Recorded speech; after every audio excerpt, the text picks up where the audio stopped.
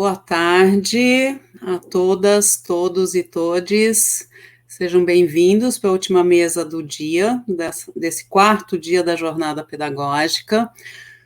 Uma mesa muito especial, na verdade todas são, mas parece que vai enriquecendo.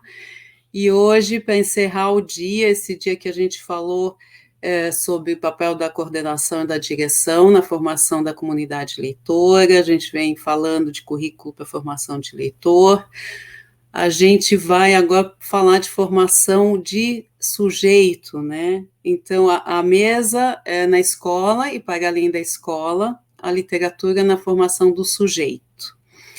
Antes de chamar o nosso super convidado, queridíssimo e muito esperado, Milton Ratum, eu vou lembrar, né, do cupom de desconto de 50% no site da companhia, o cupom é Jornada 2021. Isso para quem não for sortudo, porque nós temos mais um sorteio. Vão ser mais 3 sorteados aí. Júlia, você põe os livros que vão fazer parte desse sorteio, como não podia deixar de ser.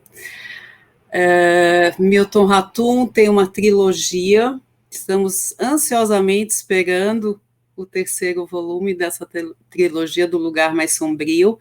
O primeiro, Noite da Espera, depois Pontos de Fuga, são os 2 primeiros volumes da trilogia que vão ser sorteados, e a adaptação de 2 irmãos, a adaptação em quadrinhos do Fábio Moon e do Gabriel Sá. Esse é o trio da obra de Ratum que vai ser sorteada nessa mesa. Lembrando que para você participar do sorteio, assim como para receber, a partir da semana que vem, o certificado por e-mail, você deve se inscrever no link que vai ser colocado no chat novamente. Eu acredito que essas foram, né, eu acho que são os lembretes, certo? E vou chamar para conversar com a gente sobre literatura na formação do sujeito, na escola e para além da escola, Milton Ratum, por favor.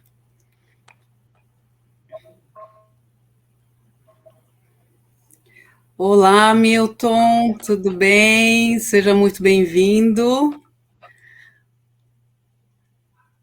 Olá, boa tarde. Deixa eu ver o seu sinal colabora. A gente está com um probleminha de sinal, Milton.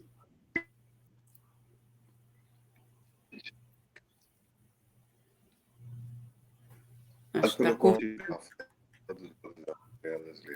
Está cortando, né? E professoras que, enfim, que participam.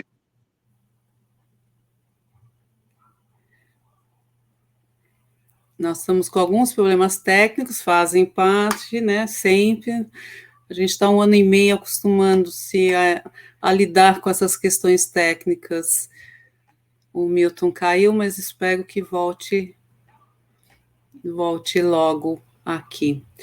Enquanto isso, lembrando que todos os eventos, todas as conversas dessa jornada, assim como da jornada de 2020, continuam e continuarão disponíveis para vocês no site, na sala do professor e no canal do YouTube, canal Letrinhas. Então, aproveitem esse material, compartilhem com seus colegas, com as suas coordenações, direções, para a gente conseguir chegar onde a gente quer, né, de transformar essas comunidades escolares em comunidades leitoras e esse aluno leitor em um sujeito leitor para além da escola. Deixa eu ver aqui só um instantinho, se a gente consegue falar com o Milton. A gente vai conversar um pouco com o Milton sobre a trajetória dele como leitor, esse papel dele escritor nas escolas, como ele tem, que experiências ele tem tido, e o Milton como pai também, né? A gente falou muito de comunidade escolar, da comunidade das famílias, né? Na última mesa a gente falou um pouco de como abraçar as famílias, né? Ou trazer essas famílias para esse projeto de formação do leitor, trazer para dentro da comunidade escolar de uma forma ativa e parceira, né? E lógico, conhecer, né, essas comunidades, conhecer essas famílias. Então, perguntar, cutucar um pouco também o Milton como pai, aí como ele vê, né, a formação dos seus filhos leitores, filhos dentro da escola e fora da escola. Peço um pouquinho da paciência de vocês. Deixa eu dar uma olhada aqui, já está por aqui. Obviamente, gente de Manaus, né, gente de várias partes do país, Campo Grande, Londrina, Paraná, Belo Jardim, Pernambuco. Tem muita gente de Pernambuco ao longo desses dias também. Muito bom ver gente dos lugares mais quentinhos do que esse. Tá? Milton, vamos ver. Oi! Olá. Eu agora? Melhorou? Melhorou, melhorou. Vamos ver se dá certo, se a tecnologia nos ajuda. Tá bom. De novo, seja bem-vindo. Obrigada por disponibilizar aí seu tempo para conversar com a gente, conversar com esse monte de educadores, bibliotecários, professores que estão nos acompanhando. Estava falando aqui gente de Minas, de Pernambuco, do Pará, de Manaus, seus conterrâneos. E vamos conversar um pouco dessa formação do sujeito. Antes de mais nada, eu vou fazer a apresentação formal do Milton, nascido em Manaus, onde passou a infância e parte da juventude. Mudou-se para Brasília em 67, onde estudou no Colégio de Aplicação da UNB. Morou durante a década de 70 em São Paulo, onde se diplomou em arquitetura na FAU, na Faculdade de Arquitetura e Urbanismo da USP. Trabalhou como jornalista cultural, como professor universitário de História da Arquitetura. E em 80 foi passar uns tempos na Europa, aí, bolsista na Espanha, morou em Madrid, em Barcelona, passou 3 anos em Paris, onde estudou literatura comparada na Sorbonne. Foi professor de literatura francesa na Universidade Federal do Amazonas, de 84 a 99, e professor visitante na Universidade da Califórnia, Berkeley, em 96.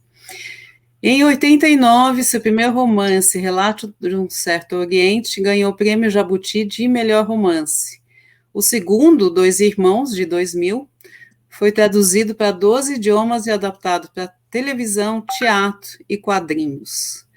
Com Cinzas do Norte, publicado em 2005, Milton ganhou os prêmios Jabuti, Livro do Ano, Bravo, APCA e Portugal Telecom. Em 2008, sua primeira novela, Órfãos do Dourado, foi adaptada para o cinema. E em 2013, reuniu suas crônicas em Um Solitário à Espreita. Então, Milton tem romances, contos, crônicas, e é colunista dos jornais O Estado de São Paulo e O Globo. Então, vamos conversar um pouco. Aí é o tema da mesa. Milton, você quer dar um olá para os educadores? Agora vamos ver se o sinal ajuda.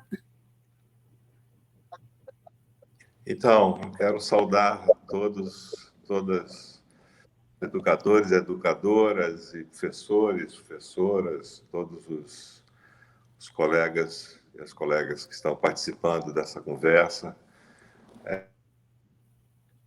Bom, é um prazer conversar com vocês. E, Patrícia, você conduz aí a conversa e Claro. depois... Então, primeiro a gente pode também abrir. Sim, a ideia é a gente conversar um pouquinho, né? Você falar um pouquinho da sua trajetória, vou te cutucando aí nos temas, e depois a gente traz as perguntas que são colocadas no chat do YouTube para você tentar responder dentro do que for possível no nosso tempo. Então, Milton, primeiro como leitor, vou falar com o Milton leitor, a gente está falando isso a semana toda de formação do leitor na escola, quer saber um pouco de você, para você compartilhar com a gente a sua experiência de formação na escola, que lembranças você traz, que, que agentes foram importantes nessa formação, e que você guarda até hoje e que você acha que leituras também foram importantes nessa sua formação como leitor, como sujeito e até como escritor, né? Eu acho que você tem toda uma jornada aí até você chegar ao escritor. Fale um pouco dos seus tempos de escola.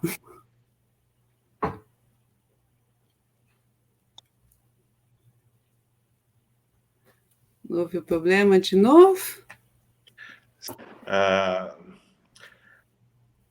Não, a escola foi fundamental para mim, Patrícia. E duas professoras, aliás, três professores, duas professoras e um professor foram fundamentais na minha formação de leitor. Né? Primeiro, uma professora de Manaus, do colégio, o antigo Pedro II, Colégio Estadual do Amazonas, que era, ainda me lembro da voz dela, do rosto dela, das feições dela e do nome dela, a professora Alcijara. E ela apaixonada por literatura brasileira, e ela nos, quer dizer, orientou leituras fundamentais, importantes, fundamentais. Minha paixão pela obra desses escritores vem daquela época. Eu era um ginasiano, tinha 14, 15 anos, antes da minha ida a Brasília. E lá eu li alguns livros na biblioteca da escola, desse colégio, né? E também na biblioteca pública de Manaus, que é centenária, mais que centenária. É um edifício muito, muito antigo, que data do século XIX, do período, vamos dizer, áureo da borracha, um edifício lindo, neoclássico, que enfim, essa biblioteca pública e a biblioteca escola foram também importantes, porque na minha casa não ia, meus pais não eram intelectuais, então a minha formação foi a formação na escola. E os livros que eu li ficaram marcados para mim. Enfim, quando eu li Infância, do Graciliano Ramos, eu percebi ali um outro mundo, né? Um mundo totalmente, vamos dizer, diferente do meu mundo, pequeno mundo manauara, vamos dizer, de Manaus, amazônico, né? Quando eu li Capitães da Areia, também eu tive vamos dizer, esse impacto de jovem leitor, assim, na sua primeira juventude, né? Descobrindo, conhecendo um outro Brasil, né? Brasis diferentes do meu, né? Como foi a leitura do Continente, do Érico Veríssimo, né? Quer dizer, do romance histórico ao romance social, vamos dizer, essa visão do Brasil foi muito, muito enriquecida e muito aprofundada, né? E somando a isso, eu acho que dois autores também foram fundamentais naquela época. Um foi lido em casa, dentro da minha mãe, as obras completas do Machado. Mas eu só li os contos naquela época. Não li os romances. Isso ainda bem, porque a complexidade daqueles romances, eu acho que me derrotaria. Ou derrotaria um curumim, um garoto de 14 anos. Mas os contos foram lidos com uma avidez enorme, com Histórias da Meia-Noite, Papéis Avulsos, enfim, vários livros do Machado que eu li em 1907. Eu acho que os contos são uma boa E, porta de entrada, né, para esses e com grandes escritores, né? Como? Os contos são uma boa porta de entrada, eu Desculpa, eu não acho, ouvi. né? Os contos são uma boa porta de Eu acho entrada. fundamental. Eu acho que, olha, tem um conto chamado Conto de Escola, justamente, Sim, que é maravilhoso, é um porque clássico. é exatamente a história de um. É o que a gente chama hoje de bullying, mas ao mesmo tempo é muito mais do que isso, né? Porque é o contato do narrador com aqueles meninos, o filho do doutor Raimundo e o outro, porque, bom, para mim foi um conhecimento de duas coisas que eu não sabia que existiam, né? É um menino de 11 anos, né? 10, 11 anos, né? O primeiro é a delação e o segundo, como ele diz, a corrupção, o suborno. Quer Hum. dizer, vamos dizer, é um encontro, vamos dizer, com o mal, né? Com duas coisas que fazem parte vamos dizer, da alma humana, e Machado vai trabalhar muito sobre isso, né? Mas ali, aos 10, 11 anos de idade, ele se dá conta de que vamos dizer, essas duas atitudes maléficas existem, né? Uma espécie de suborno, da corrupção e a delação, né? E a gente sabe, né, o que é a delação, né? E a corrupção também, somos É especialistas. claro que, bom, são dois temas tão brasileiros, né? Tão profundamente arraigados na nossa, não só na política, né? Na Não, é vida, na diário. nossa vida, né? Diante de tanta brutalidade, não é? Então, eu acho que eu não percebi, evidentemente, todas as sutilezas, e isso é uma matéria para uma vida, né? Mas essa ela era muito, vamos dizer assim, eu acho que ela releu tanto o Graciliano e esses livros do Jorge Amado também, que ela conseguia fazer uma crítica literária através da impressão de leitura que ela tinha, né? Quer dizer, a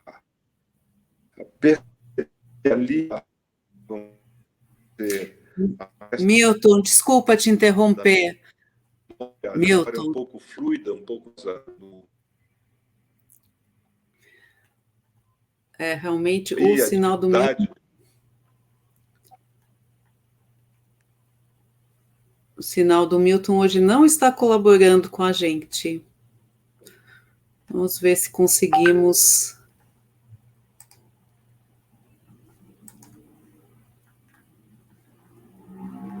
Enquanto a equipe tenta trazer o Milton Alô? de volta. Tá difícil a tecnologia ajudar a gente hoje, hein, Milton?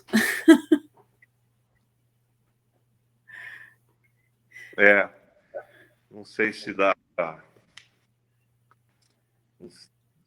não sei se está dando. Melhorou ou não? Aparentemente, sim.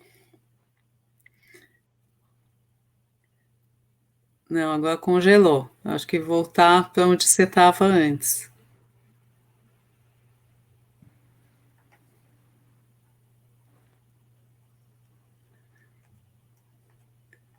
É, o sinal.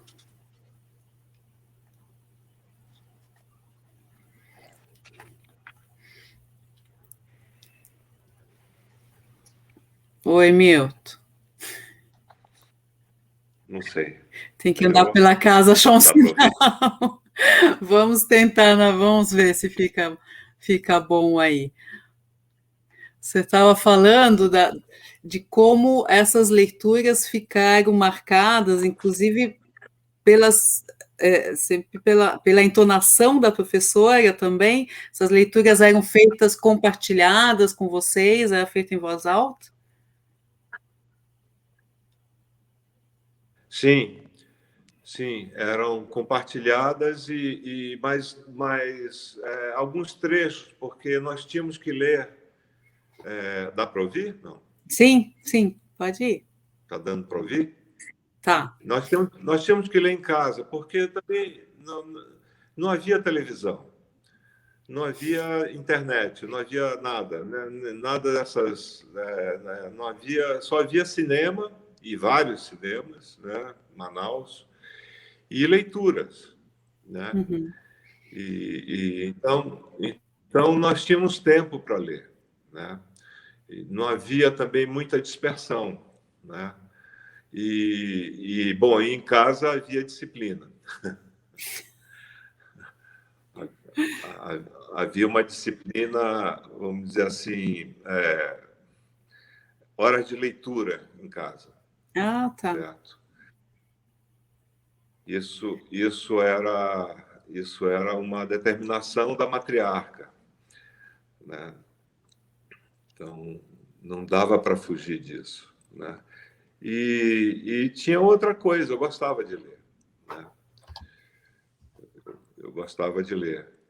Então, eu acho que esses livros foram muito importantes.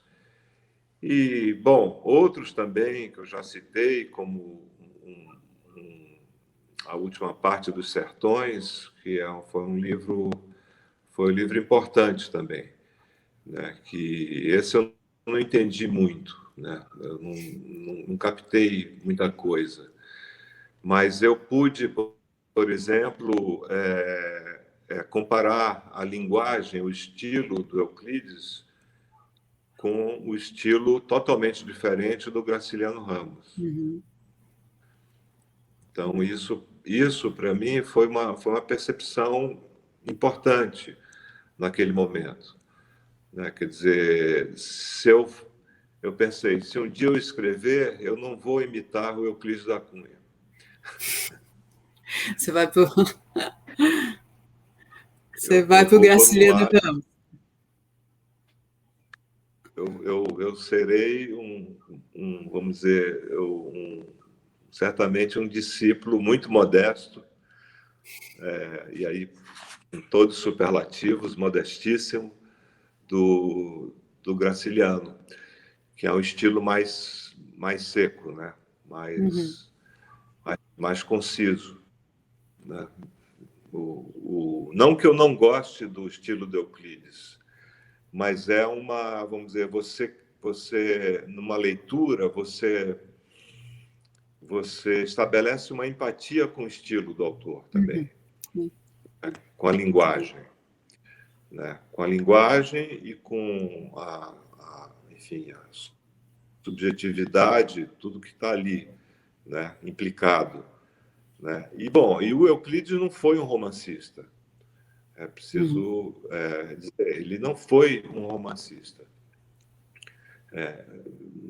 Não sei por que não foi. Eu acho que o engenheiro, como ele dizia, a linha reta prevaleceu sobre as linhas sinuosas e fantasiosas da literatura, da ficção. Né? Ele foi como disse o Antônio Cândido, um iluminado, né? Porque ele percebeu muitas coisas também. Errou várias vezes, mas percebeu, vamos dizer, muitas coisas. Os crimes daquela guerra de Canudos. Né? E eu acho que um livro que foi importante também foi um livro do Flaubert, que eu li com uma professora de francês, porque naquela época você tinha francês, inglês e latim, né, no ensino público. E eu tive uma professora particular de francês que foi onde eu vi a primeira biblioteca particular, enorme. Realmente uma biblioteca que me surpreendeu não só pela quantidade de livros, mas pela qualidade dos livros. Uhum. Né? E ela foi muito gentil, era uma senhora já idosa, de mais de 80 anos, e era a mulher do cônsul da França, e ela tinha um método maravilhoso de ensinar língua estrangeira. Né? E esse livrinho do Flaubert, que eu traduzi com um amigo meu, com Samuel, sei lá, 35 anos depois, foi fundamental, porque todas essas questões sociais, vamos dizer, uma das histórias desse livro chama Um Coração Simples, que é uma história de uma empregada doméstica. A história da empregada doméstica, que eu li no livro do Flaubert, existia na casa de Manaus. A mesma história, mais ou menos. A mesma história de vida. Né? A mesma história de infelicidade, de exploração e de brutalidade. E isso me marcou muito também. Né? Me marcou muito. Né? Bom, depois, muito tempo depois, eu descobri que havia afinidade de estilo entre o Graciliano, por exemplo, e o Flaubert. Quer dizer, o Graciliano bebeu dessa fonte, né, flaubertiana. Né? Quer dizer, o esforço da concisão, né, de dizer muito com poucas palavras, né, de dar ênfase, vamos dizer, no drama das personagens, nas descrições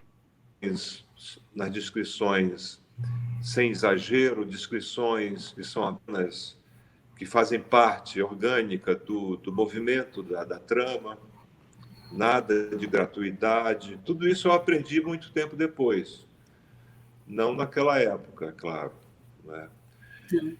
Então, eu acho que, vamos dizer, essa visão social, quer dizer, essa consciência social e histórica, eu comecei a aprender com os livros também. Com os livros, com a leitura desses livros. Né? Quer dizer, isso, enfim, eu já estava me formando como leitor. Naquela Manaus ainda muito acanhada, muito isolada, uma cidade pequena naquela época, mas pequena, mas que havia 8 cinemas maravilhosos.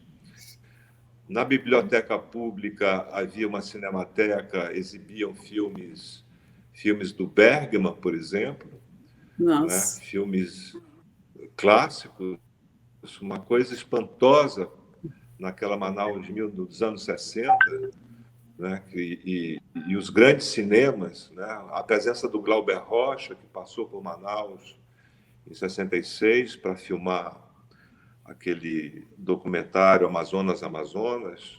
O Glauber, que deu uma conferência, uma palestra na biblioteca. Essa cena Nossa. está na Noite da Espera. A presença do Glauber, quando perguntava para ele o que é ideologia, e ele pegou uma caixa de fósforo, acendeu um palito de fósforo e jogou dentro da caixa de fósforo, incendiou. Cena muito Muito glauberiana. atual isso também. Muito atual, exato, exato. Enfim, foram momentos assim foram leituras que ficaram, né, na minha vida. E depois em Brasília eu tive essa outra professora, a professora Rosalva, que foi também. Aí sim, aí ela apresentou outros autores e brasileiros e estrangeiros, e aí eu comecei a ler com com um pouco mais de, vamos dizer assim, com mais abertura, né? Porque o colégio de aplicação tinha também aulas de arte, né? De teatro, de fotografia. Então era um laboratório de ensino e pesquisa, que era maravilhoso. E, finalmente, aqui em São Paulo, com os professores da USP, eu era ouvinte do curso de letras, e aí enfim, ah, aí continuou, né? Como conheci autores hispano-americanos, li autores russos, mas eu demorei muito para escrever, Patrícia. Eu publiquei o Relato de um Certo Oriente aos 30 37 anos, porque eu tinha uma mania um pouco neurótica, talvez, era uma neurose, assim, quase uma doença. Eu achava que eu devia ler tais e tais livros antes de escrever. Antes. Uma exigência, né? Assim, só estarei pronto se eu tiver toda essa bagagem como leitor, né? Foi um pouco isso que eu senti e cumpri para também descobrir, porque você descobre no livro muitas coisas, né? Muitas coisas, muitas referências simbólicas, históricas, que aparentemente estão ocultas, né? E que a leitura crítica ela revela essas coisas, né? Uhum. E também a técnica, né? Porque o romance ele exige uma técnica também, né? Então essas coisas foram, por exemplo, Vidas Secas, ele já deve alguma coisa a um livro muito bonito da Raquel de Queiroz chamado O 15. Tá. É uma referência ao ano de 1915, que é a história de uma professora, né? Narrada por uma professora. E muita coisa do Vidas Secas está no 15 já, né? Uhum. Que o Graciliano assimilou. E muita coisa do Vidas Secas foi aprofundada pelo Guimarães Rosa, né? No Grande Sertão, né? Quer dizer, o fluxo de consciência, enfim, toda uma técnica narrativa enfim, que vem já de muito tempo, né? Mas é numa linha, numa tradição da literatura brasileira também que isso ocorre, né? Não é só a literatura estrangeira, a literatura brasileira também, ela deu saltos importantes, né? Do ponto de vista estético, vamos dizer assim, Então, né? Até chegar. na literatura brasileira contemporânea, Milton, já que você está fazendo essa linha, a gente tem grandes nomes da literatura contemporânea. Quem você acha que está indo seguia também, se inspirou nessa linha da Raquel de Queiroz, do Graciliano, do Guimarães, do que você tem visto, quem poderia ser colocado aí como discípulo, entre aspas, ou inspirado nesses nomes, essa literatura que traz essa estrutura, essa linguagem, essa visão também, né, pensando Vidas Secas e Grande Sertão, né, de trazer esse universo do sertão, desse homem do sertão, com todas as suas angústias, e essa também esse cenário, né, social, aí essa crítica social. Você acha que Torturado está indo por aí? Acho que, bom, sim, sem dúvida. Sem dúvida, o romance do Itamar, eu acho que tem, vamos dizer, tem uma relação muito forte com o que se convencionou chamar de romance de 30, de 1930, que é o romance social, exatamente desses escritores, da Raquel, do Graciliano, do Jorge, do primeiro Jorge Amado, né? do Jorge Amado, exatamente De Capitães. de Capitães da Areia, de Suor, né? E Mar Morto, né? Uhum. Do Adonias Filho, enfim, de vários, mas também de gaúchos, como Os Ratos, do Dionélio Machado, que escreveu um clássico. Eu acho Os Ratos um livro extraordinário, né? Um pequeno livro, como, vamos dizer, do tamanho de Vidas Secas, que é um livro também extraordinário, que fala de uma questão social, daquele personagem, o Naziazeno, né? Salvo engano, Naziazeno Barbosa, se a minha memória não falha, desesperado para comprar o leite para a família, para o filho, numa Porto Alegre pequena ainda, muito pequena, mas explora muito a subjetividade, né? Quer dizer, a angústia desse personagem. E é isso que eu acho que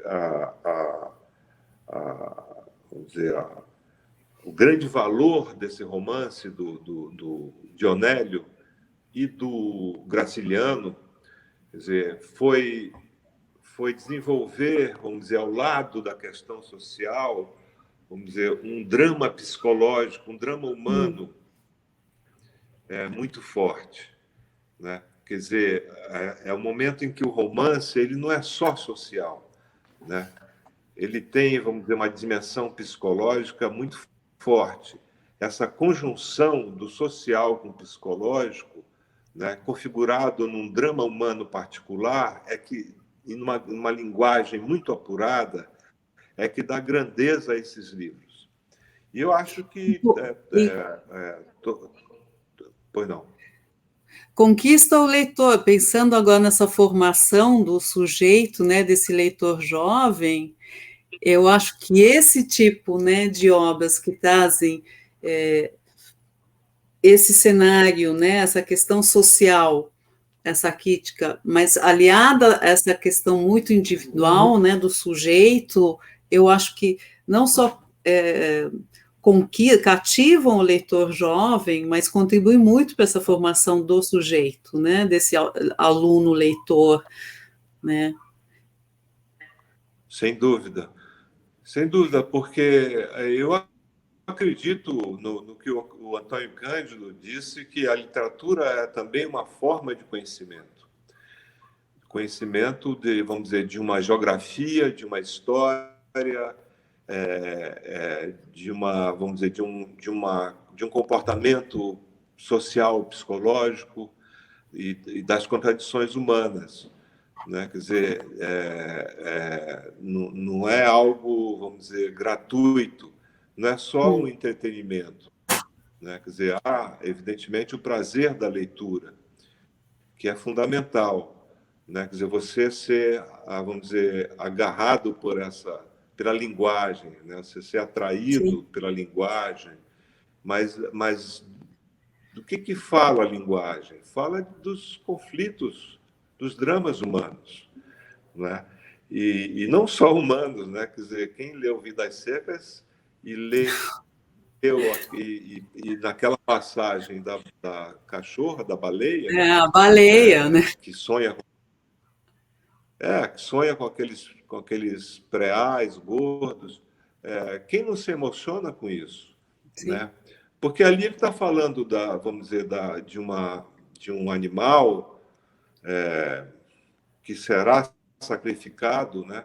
Terá que ser sacrificado, mas ele está falando da fome, né? Também da fome, de uma geografia da fome, né? De uma região do atraso e do sofrimento, né? E está falando também da escola.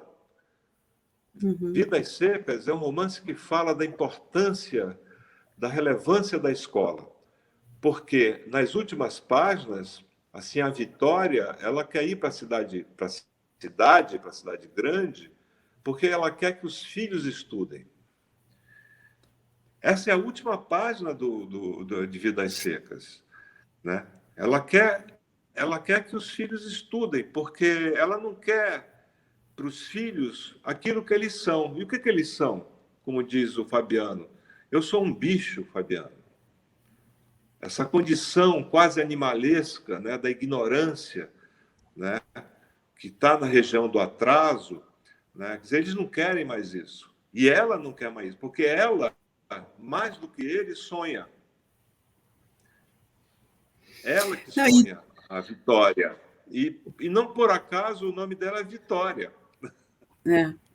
Não, interessante, Milton, que você falou que você vem de uma família que não leitores, né? Ou que não tiveram esse acesso que você não tinha os livros em casa, mas justamente sua mãe impôs uma hora da leitura, né? Também sonhava que vocês tivessem um acesso à leitura, né? A esse mundo que ela não teve. Que ela não pôde ter, né? Porque ela cuidava da casa e ajudava meu pai e educava, né? Quer dizer, era clássico isso, né? As mulheres ainda não. Ela terminou o ensino médio, queria estudar medicina, nem havia naquela época faculdade de medicina em Manaus, na juventude dela, então ela não pôde estudar. Agora, ela, quer dizer, e ela achava que eu devia aprender línguas estrangeiras, então me colocou professor particular de francês, inglês, alemão, tinha essa... E como eu disse, tinha tempo, né? O tempo não era... Era um longo tempo. O tempo era longo, os dias eram longos, né? Com suas noites. E nós podíamos ter tempo para tudo, né? Para brincar, para namorar, para ler, para, enfim, para viver, né? Não havia, quer dizer, nem pressa nem pressão, né?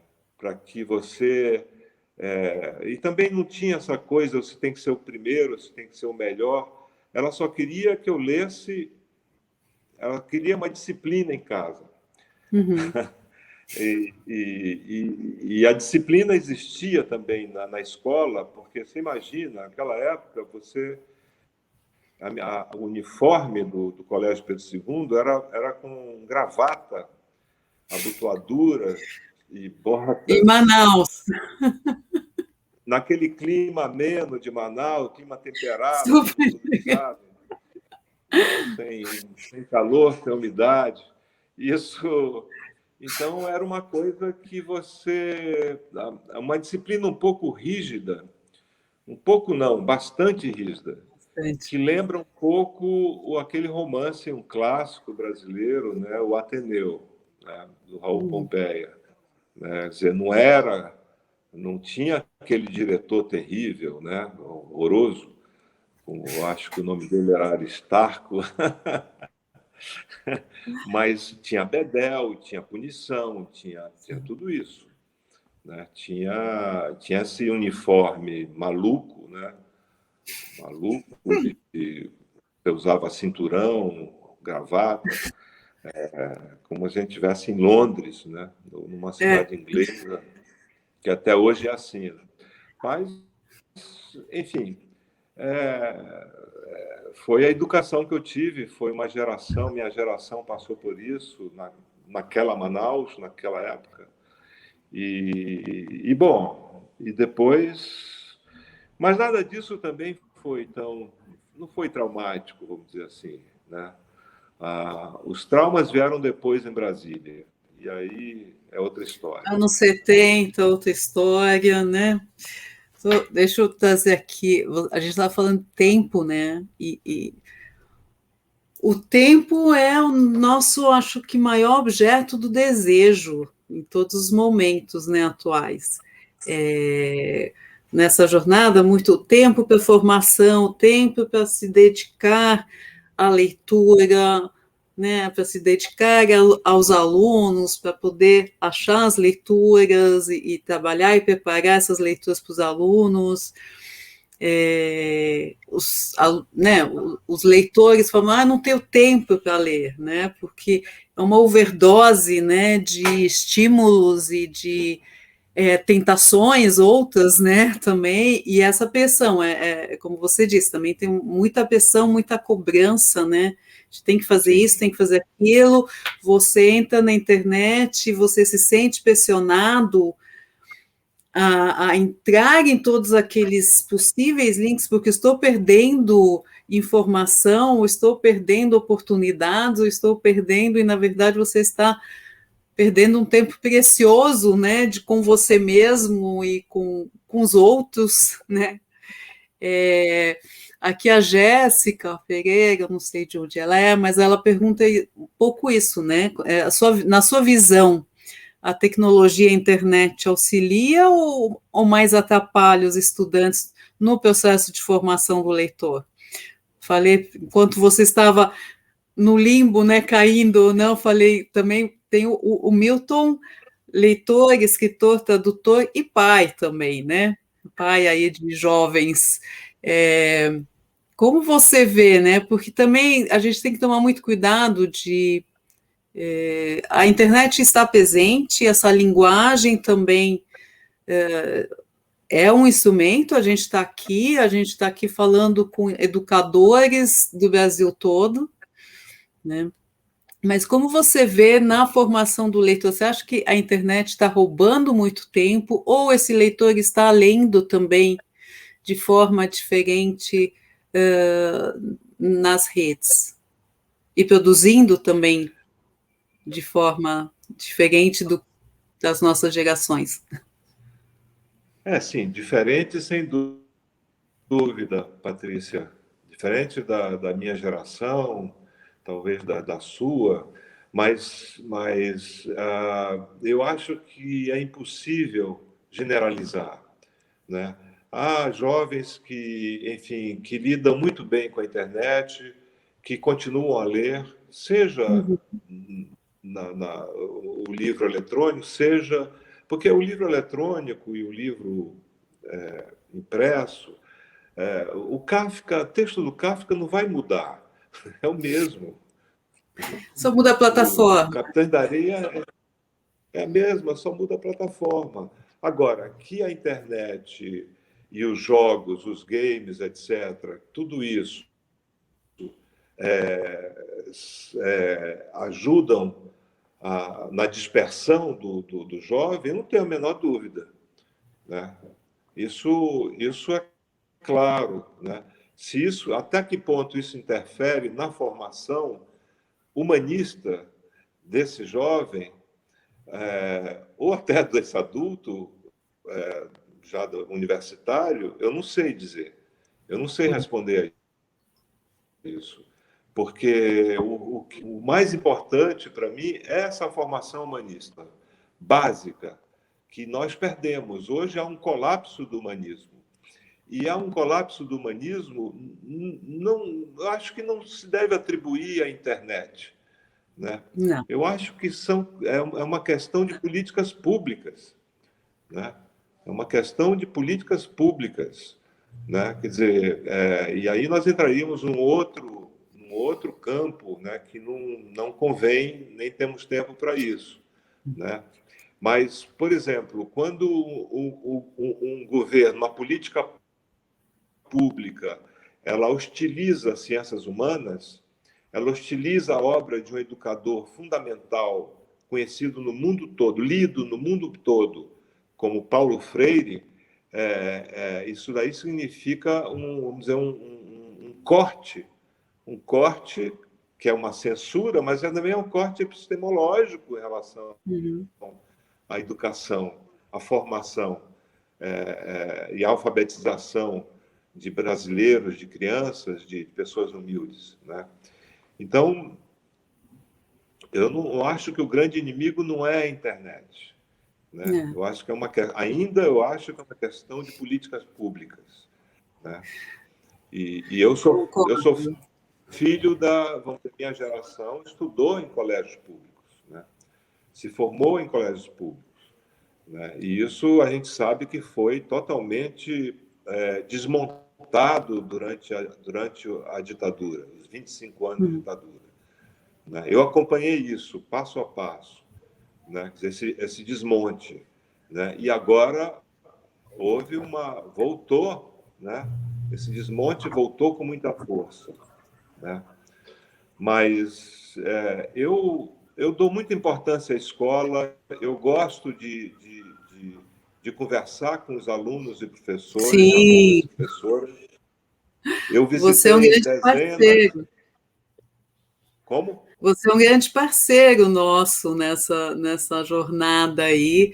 Você sempre se dispõe a conversar com alunos, professores que leram, que se mergulharam na sua literatura. Há anos que você faz isso, seus livros entram muito bem, né? A gente sabe, Dois Irmãos é um recordista de adoções dentro da sua obra. É interessante Dois Irmãos porque você tem a possibilidade, hoje se fala muito, né, mesmo nas diretrizes educacionais, de trabalhar com diferentes linguagens, e Dois Irmãos você tem o seu texto, seu romance, a adaptação a quadrinhos e a adaptação à TV, né? Como você Sim. vê sua obra também, assim, nessas diferentes linguagens? Como você se sente e como você vê isso como um potencial também para o trabalho na escola, né? Nessa formação de leitor? Bom, claro que os escritores não pensam nisso, né, Patrícia? Quando escrevi o Relato de um Escritor, meu primeiro romance, eu jamais imaginei que esse romance seria filmado, está sendo filmado pelo Marcelo Gomes, adaptado, né? O próprio Ah, Relato do Certo Oriente. Eu não imaginava isso. Agora, eu acho que são linguagens diferentes, mas com certas afinidades, né? Vamos dizer, a linguagem gráfica de quadrinhos dos irmãos do Bá e do Moon, que são é, geniais, vamos dizer, ele atrai também a leitura do romance. E a leitura do romance também, às vezes, o leitor do romance ele quer saber, ele se interessa pelos uhum, quadrinhos. Então, eu acho que são linguagens que começam a circular e atraem outros leitores também, né? Quer dizer, são linguagens diferentes, mas que acabam, vamos dizer, aumentando o número de leitores. Como é que ele resolve graficamente o romance com dois irmãos? Né? ou ao Ou contrário, o que eu vi. Desculpa, a gente está com um delay de tempo aí. Eu vi o Dois Irmãos em quadrinhos, né? Entrando para leitores, né? Sendo lido por leitores mais jovens, que depois vão ler o romance, né? Porque é meio assim, ir preparando, bom, né? Eu entendi isso aí. Depois eu vou ver de onde vem isso e numa outra complexidade de texto. Também existe essa possibilidade, né, que a gente fala, né, do currículo de progressão, de aumentar, voltar a narrativa numa outra profundidade, complexidade, né, num desafio, numa camada, né, como se fosse uma formação em espiral desse leitor também, né, e acho que permite isso. Mas voltando à sua faceta de escritor para jovens, que não foi pensado também, eu acho, ou foi em algum momento nessa sua trajetória de escritor, você ao perceber que a sua literatura era importante, ou né, estava sendo considerada dentro das escolas, importante nessa formação do leitor, ao escrever, você fica com isso em algum lugar da sua mente? Mudou alguma coisa na sua escrita? Penso isso um pouco não sei, Noite da Espera, no Lugar Mais Sombrio, se bem que eu sei que a ideia é antiga, mas Você se sentiu, de alguma forma, influenciado, inspirado, modificado por esse contato com os alunos e com a sua literatura dentro da sala de aula? Então, essa trilogia, Patrícia, foi a única obra em que eu pensei nos jovens, porque eu estava escrevendo sobre jovens. É. Foi os únicos livros que, de fato, eu pensei nesse leitor como um espelho daquilo que eu tinha sido, né? Como um reflexo quer dizer, esse velho se olhando no espelho e vendo aquele jovem dos anos 60 em Brasília e depois em São Paulo, numa faculdade.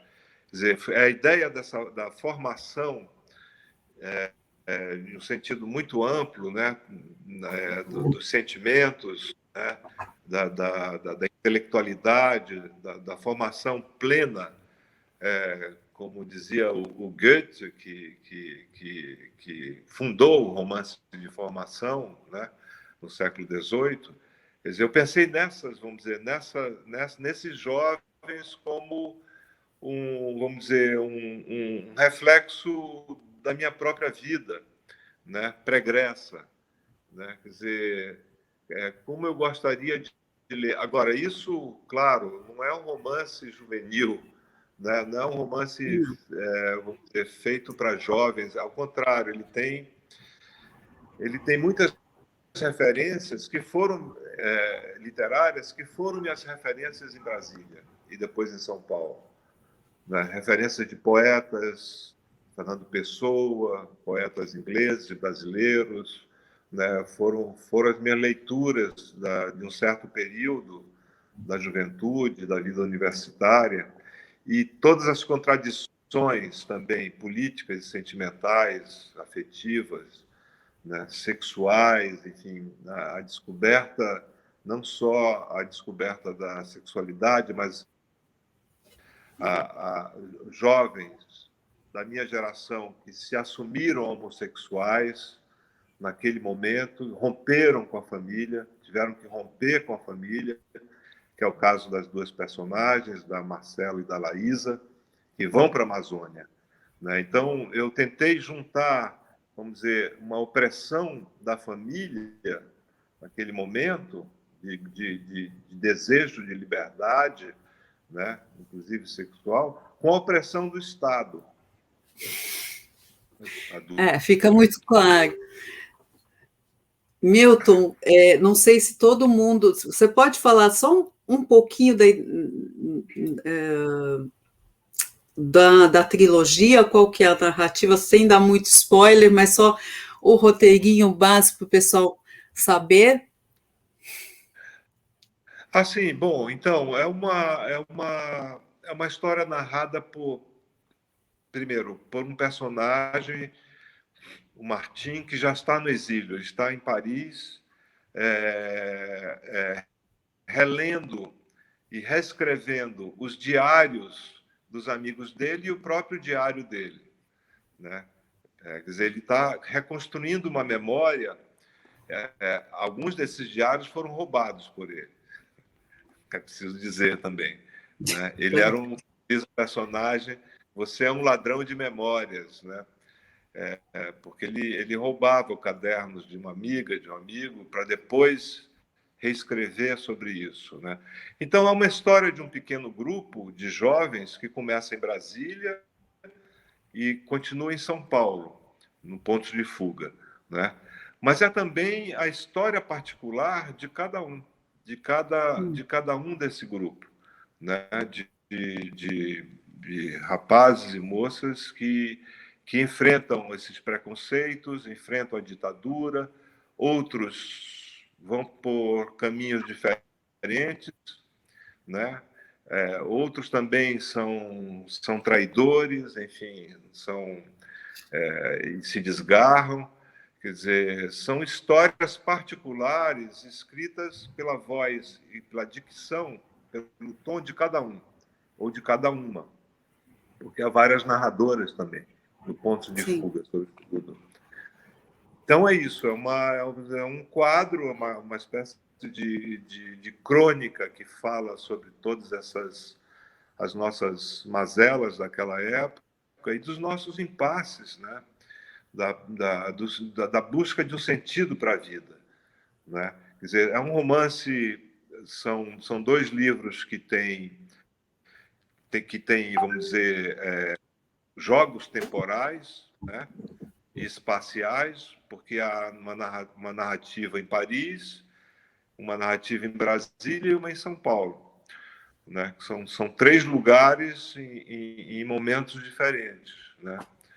E o drama central do narrador, do Martim, é o sumiço da mãe, é o Sei desaparecimento.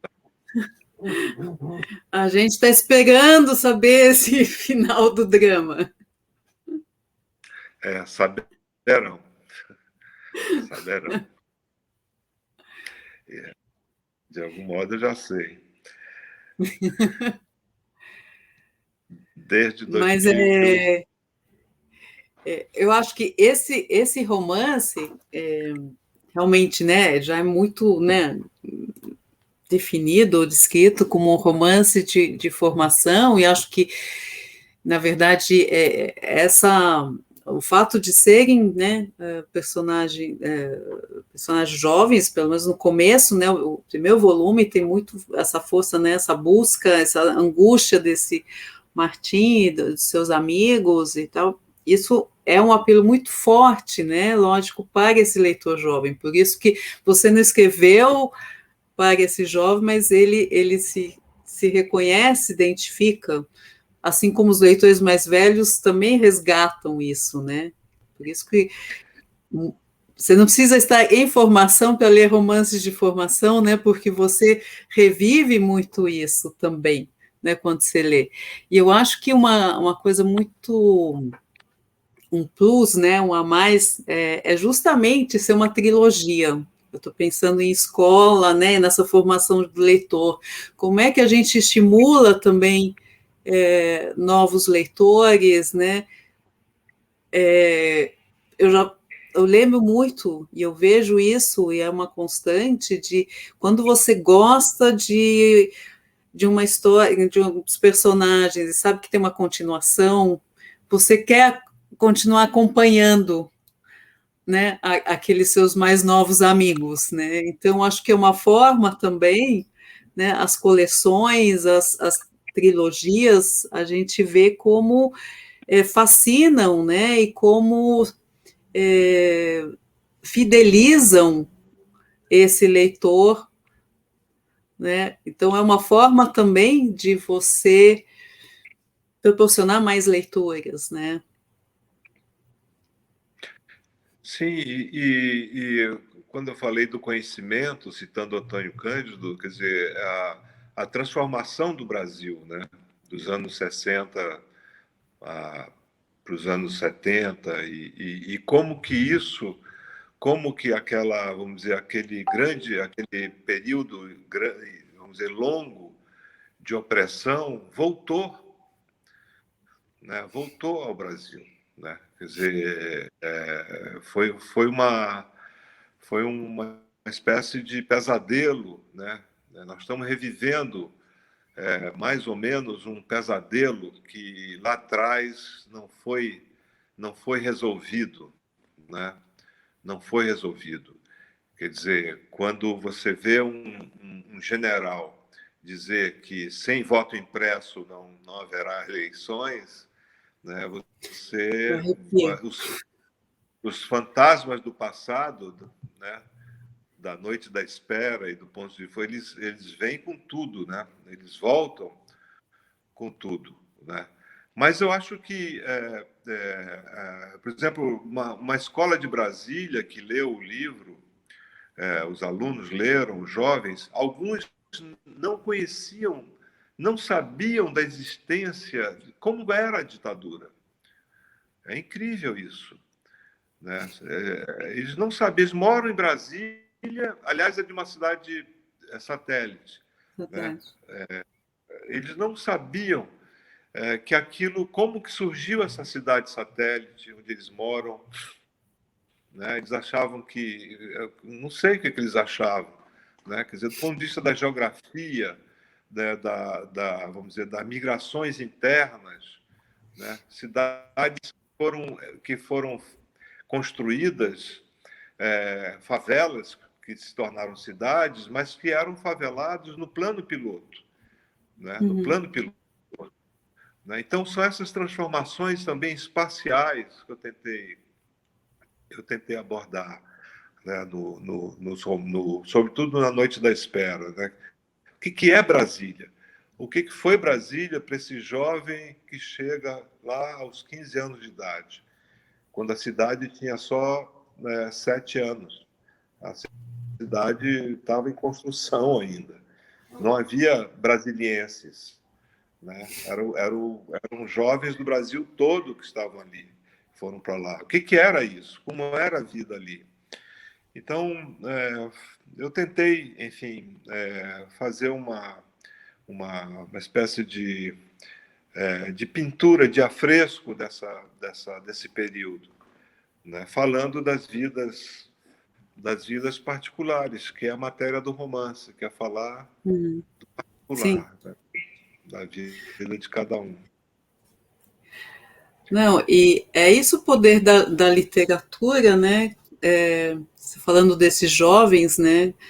Como na literatura eles começam a entender, inclusive, o seu lugar atual, né? A entender a construção de onde estão morando, inclusive, né? De onde surgiu como isso foi construído, né, em termos não só geográficos, mas sociais também, né, várias das mazelas têm estão, né, a origem está na origem de Brasília, do jeito que foi concebida e depois desenvolvida, né, desenvolvida para alguns, não para todos, né, aqueles que construíram foram sendo marginalizados. Então, a literatura conseguindo, né, fazer essa viagem no tempo, né, e o passado ajudando a entender, é essa formação do sujeito, esse sujeito que começa a entender o seu mundo, né, que começa a ler o seu mundo, ler o outro, ler a si mesmo, né, entender as suas angústias, os seus desejos, né. Então, Eu tenho uma pergunta aqui Vou trazer alguma pergunta, senão a gente fica só conversando entre a gente aqui, que é muito gostoso. Mas Olavo Maciel, mando um grande abraço, faz tempo que eu não vejo o Olavo, fico feliz dele estar aqui. Milton, como você enxerga a literatura adulta e infanto-juvenil brasileira contemporânea? A gente falou acho, muito de clássicos, né? sim, eu acho que é uma das forças da literatura brasileira é a literatura infanto-juvenil, né? Eu não tenho a menor dúvida. Inclusive de adaptação de alguns clássicos, né? Hum, O Feira Goulart adaptando As Mil e Uma Noites e por aí vai, né? Mas eu acho que nós temos vários escritores e escritoras, né? Ana Maria Machado é uma delas, que são premiados, escritores que têm, vamos dizer, um grande valor e é importante para as escolas, para as crianças e jovens das escolas. Né? Quer dizer, hoje na literatura brasileira, e não só hoje, isso vem desde o Monteiro Lobato já, né, foi um grande foi um grande escritor nesse sentido, né? Claro, com todas as suas limitações e preconceitos que também devem ser ditos, né? uhum. Devem ser ditos, essa é uma outra discussão, mas, mas é uma literatura muito viva, né? Muito, e eu diria também, Olavo, né? Eu diria Ó, também que quadrinhos, os livros em quadrinhos para jovens, com adaptações até de clássicos brasileiros, é muito, muito importante. Eu vou citar só dos irmãos, dos gêmeos, do Bairro do Mundo, O Alienista, do Machado de Assis, né, que é um livro lindo também, muito lindo, quer dizer, que pode atrair um jovem, pode não, já atraiu a muitos jovens leitores. Né? Você vê que os nossos clássicos escreveram para crianças também. O Jorge Amado, a Clarice Lispector escreveu também. Então, já há uma tradição de escritores brasileiros que não se atém só à literatura para adultos, né? E passam também pela literatura. O Graciliano Ramos escreveu, vamos dizer, Alexandre e Outros Heróis. Eu acho tão bonito esse livro, né? Quer dizer, para jovens. É um livro um pouco esquecido do Graciliano, mas eu acho tão bonito. Enfim, acho que é um momento de grande vigor, não só para a literatura infanto-juvenil, mas para a literatura de um modo geral. Né? Quer dizer, e isso num país em que há 5 anos ou há 4 anos não se fala de livros, né? O governo há 5 anos, há 4 anos não fala de livros, né? Não existe, né? Para esse governo. Literatura não existe, arte não existe, né? Fala de taxação. E de bala, de arma. Taxação dos livros. Mas falando em literatura adulta contemporânea brasileira, né? Literatura geral, essas divisões são terríveis, mas enfim, literatura geral, a gente estava falando, né, dos romances sociais e da importância, né, outras vozes. Você mesmo, você é uma voz, você traz também todo um cenário de Manaus, da Amazônia e da imigração também, né, que é uma voz importante para trazer uma realidade, né, e uma época que nós aqui no Sul, né, essa distância até geográfica, né, fora outras, né, também de outros preconceitos. Então, sua voz traz essa diversidade, né, de uma outra cultura, de uma outra história.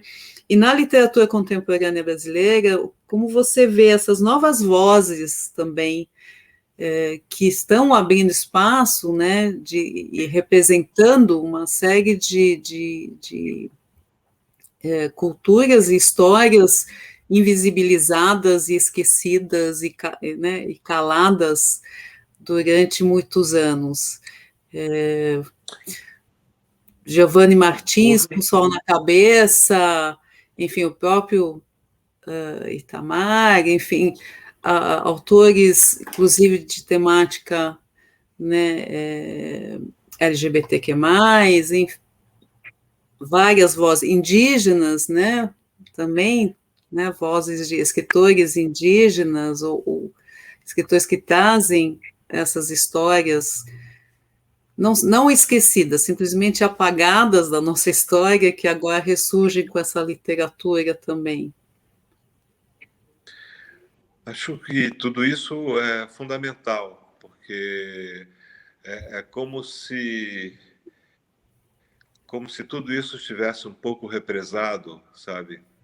E houve um momento, mas nós devemos também pensar no que foi o Brasil antes vamos dizer, desses 4 anos horrorosos, né?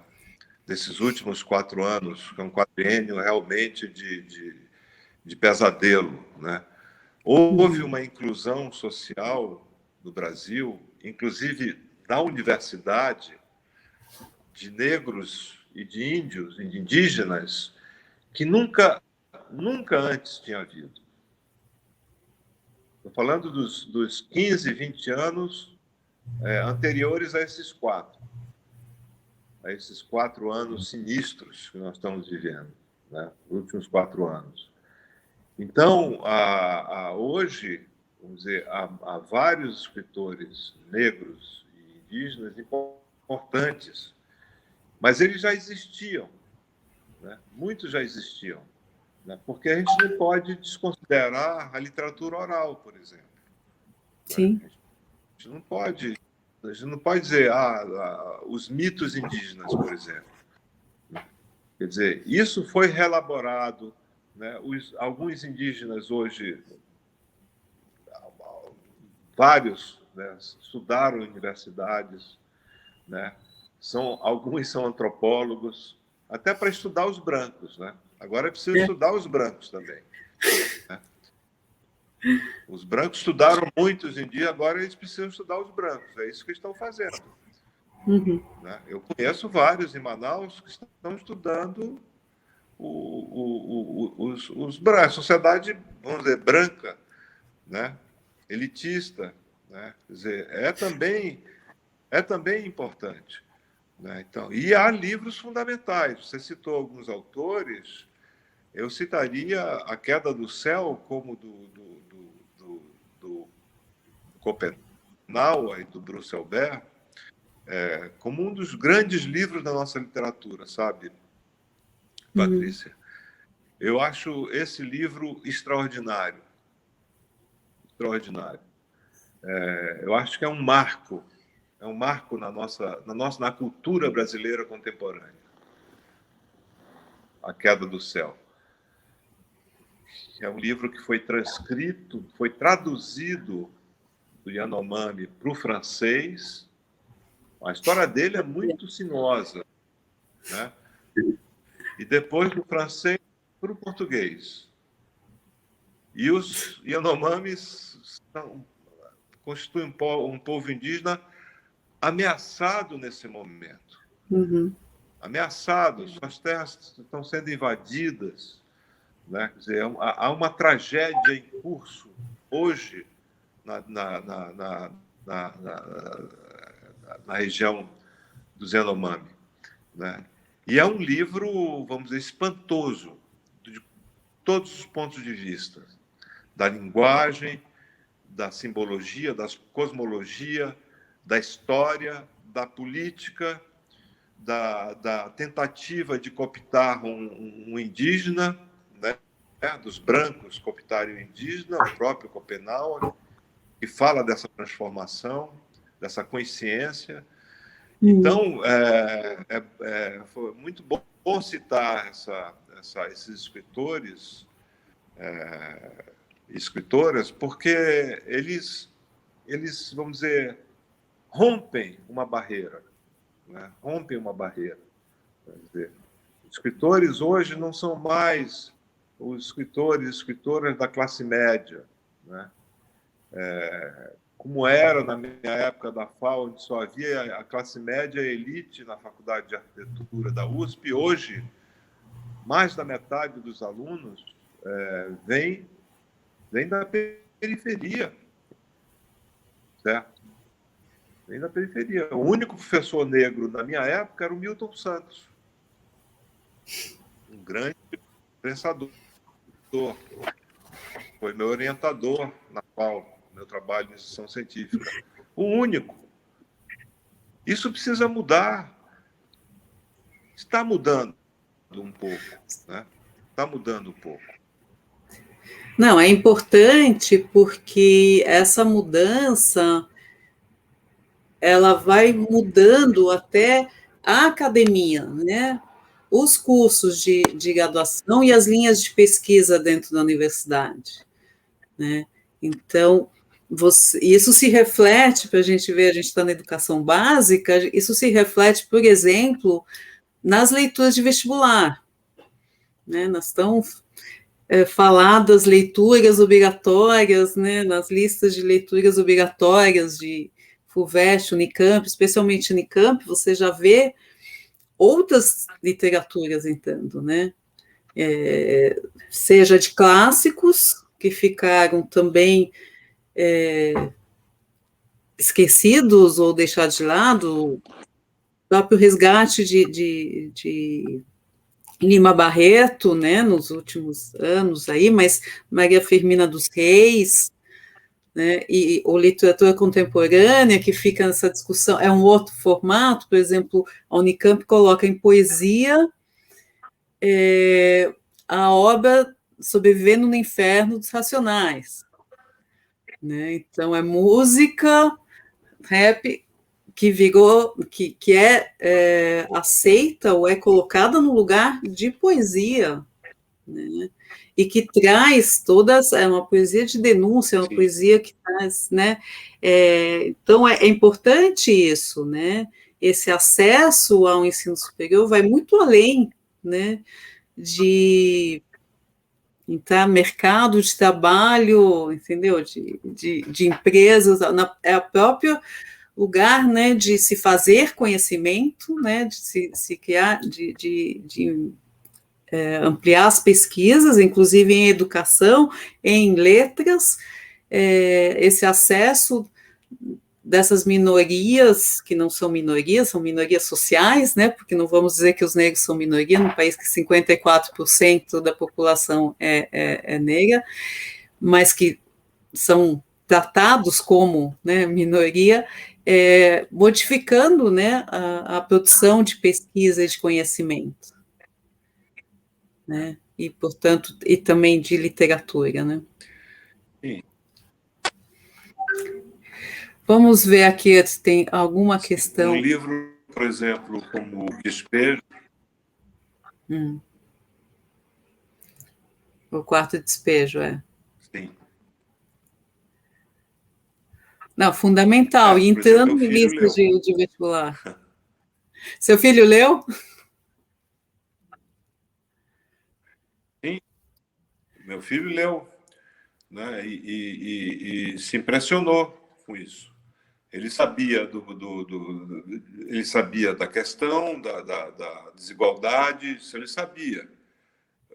Mas uma coisa é você saber genericamente, outra coisa é você ler o depoimento, os diários, sentimentos de uma mulher negra, entendeu? E que expressa toda essa angústia, essas contradições, esse descalabro, e aí você entende por dentro, né? Sim. É aí que você forma o leitor. Não é uma E coisa forma o vaga, sujeito. mais vaga, uma coisa genérica. É essa particularidade que interessa. Né?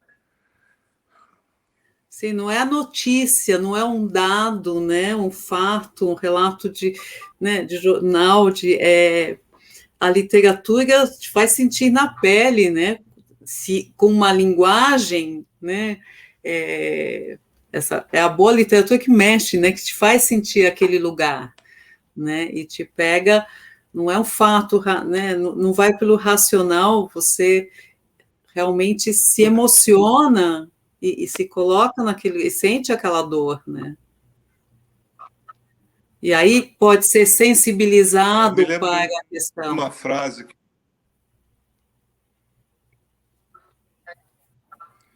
Exato. Uma frase que me impressionou muito, que ele me diz, quer dizer, o brasileiro pobre só é feliz com a arma. Né? Uma frase do Quarto de Despejo, né? Quer dizer, que pegou o leitor, esse jovem leitor. Né? Uhum.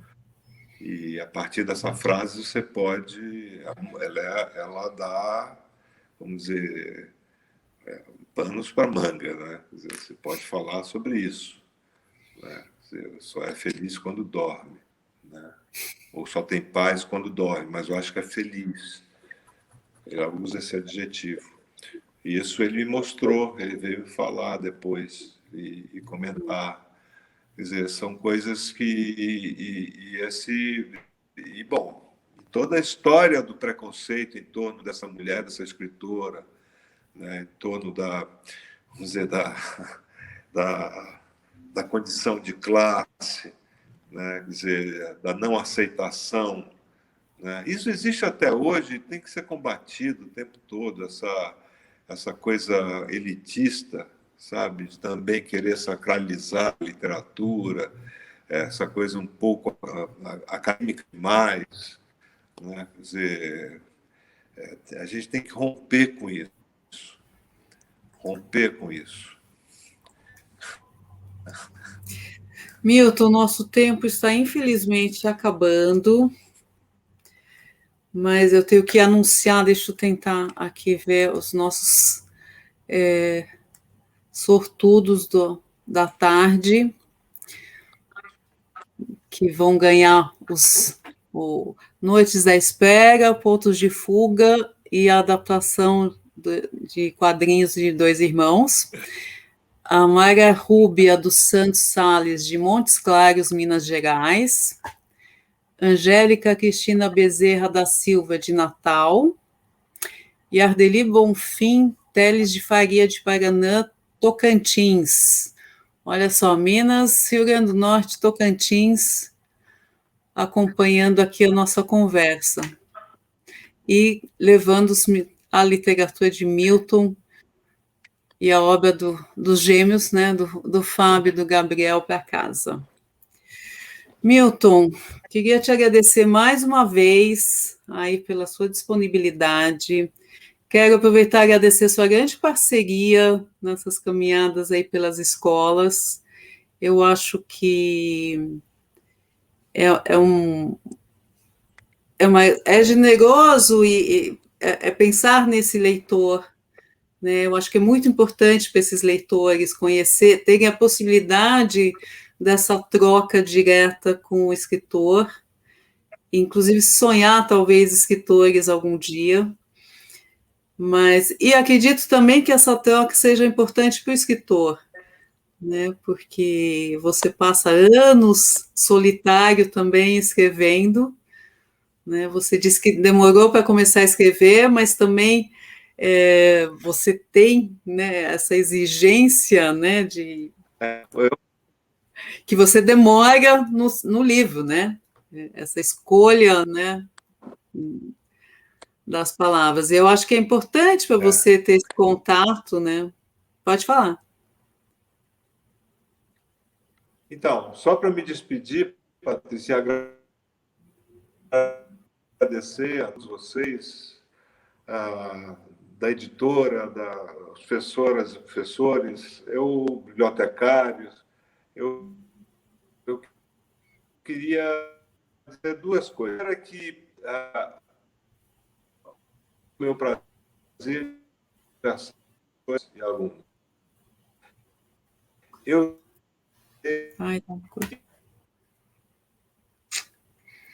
Né?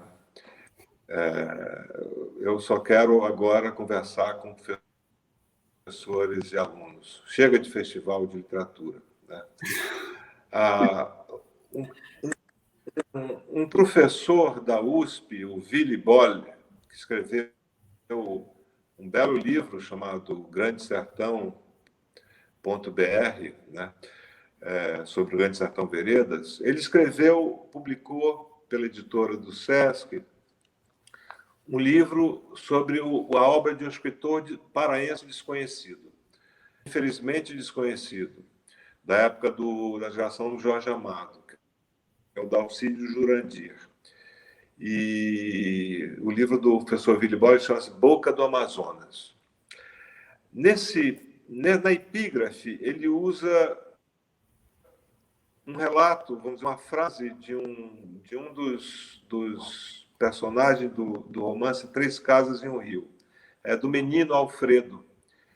E ele diz assim para a mãe dele: me leve para Belém, eu quero estudar, senão eu morro.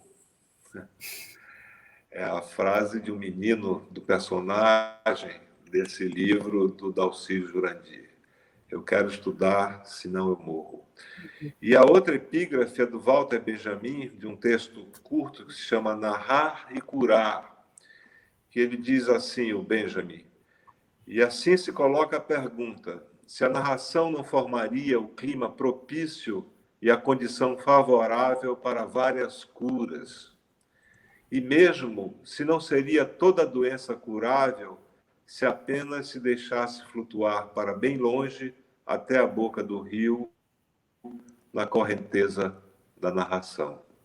Nossa. Eu acho que vamos dizer, a magia da leitura está nessas frases do Benjamin, né? Quer dizer, como uma cura, né? Quer dizer, alguma coisa que a gente não pode viver sem isso. Né? Não pode, é um alimento fundamental do ser humano, é a leitura. E fico por aí, Perfeito. agradeço muito a Perfeito, presença de final todos, perfeito. a interação. Muito obrigada, Milton. Patrícia. Eu convido todo mundo amanhã para o nosso último dia de jornada. Vai ser um dia especial voltado para a Enciclopédia Negra. Né? Vamos começar com uma conversa com os autores, tá? Com a Lília Schwartz, Flávio Gomes e Jaime Laureano, às 10 horas. Às 14 voltamos com, infelizmente, a nossa última contação com a Silvani, para em seguida receber a Gabriela Aidar, da Ação Educativa da Pinacoteca, falando um pouco do projeto educativo para a exposição Enciclopédia Negra. Então, aguardo todos vocês, amanhã sem falta. Tá? Boa noite, bom descanso e até mais.